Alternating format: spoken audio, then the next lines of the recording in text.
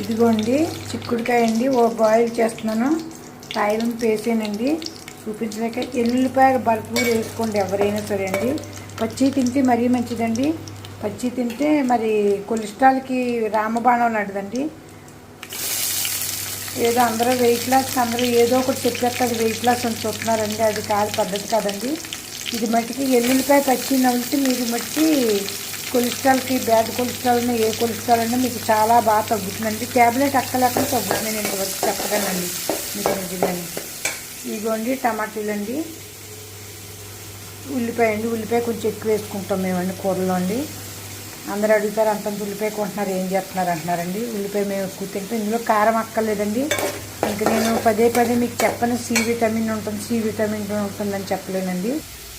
ఇదిగోండి ఒకసారి ఇలా ఉడకమెట్టి నీళ్లు పారబోసిస్తే పసిరు వాసన పోతుందండి. దీనికి ఇంకేమీ కదండి, పసిరు వాసన నుంచి కూర టేస్ట్ పోతుందండి. ఇదిగోండి ఇప్పుడు ముక్కలు పారించేసాం కదా, నీళ్లు పారబోసి మళ్ళీ కొత్త నీరు వేసుకున్నామండి. ఇవి వేసుకుందామండి. ఎల్లుల్లిపాయల మట్టికి నేను చెప్పింది నిజమండి. మా తోటకోళ్ళకి వస్తే మేము వాడి చూసిన తర్వాత నేను ఏదైనా చెప్తున్నానండి. ఎల్లుల్లిపాయలు తింటే బ్యాడ్ కొలెస్ట్రాల్, ఏ కొలెస్ట్రాల్ అంటే ఏమన్నా తగ్గుతుందండి, బాగా తగ్గుతుంది.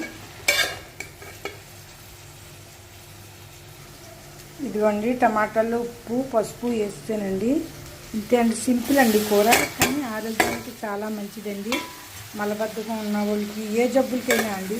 పీసు ఉంటుంది కదండి, పీసు పదార్థం తినాలండి. నూనె పోసుకోవాలని లేదండి, తక్కువ నూనె అయినా పోసుకుని వండుకోవచ్చండి జాగ్రత్తగానే. బీపీ అది ఉన్నవాళ్ళు తక్కువ నూనె వేసుకుని చేసుకుంటే బాగుంటుందండి. బాగుంటే తినాలండి, విషమైనా తినాలి, మంచిదంటే అండి. అంతే అండి. ఇప్పుడు కాకరకాయలు చాలామంది చెప్తున్నారండి, ఇది ఉడకబెట్టేసి పిండేసి తినండి, సేదు ఉండదండి. సేదు తినాలని కదండి కాకరకాయ తింటాం, మరి పిండేసి తింటాం అయితే ఇంకెందుకండి. అలాగే ఈ కూర పీసు పదార్థం తినాలండి, మంచిది ఒంటికి. ఎల్లుల్లిపాయల మట్టికి నేను మళ్ళీ మీకు రిక్వెస్ట్ చేసి చెప్తున్నాను. పచ్చి ఎల్లుల్లిపాయలు ఎవరికన్నా కొలెస్ట్రాల్ ఉన్నవాళ్ళు పిల్లల బదులు 6 నెలలు వేసి చూడండి, తగ్గకపోతే అప్పుడు కామెంట్ పెట్టండి. ఇదిగోండి ఈ విధంగా చేసుకుని ఉడికిన తర్వాత పాలైన వేసుకొచ్చండి, లేకపోతే మామూలుగా నీళ్ళు వేసి ఉండేసి. ఇదిగోండి చిక్కుడుకాయ కూర అయితే అయిపోయిందండి.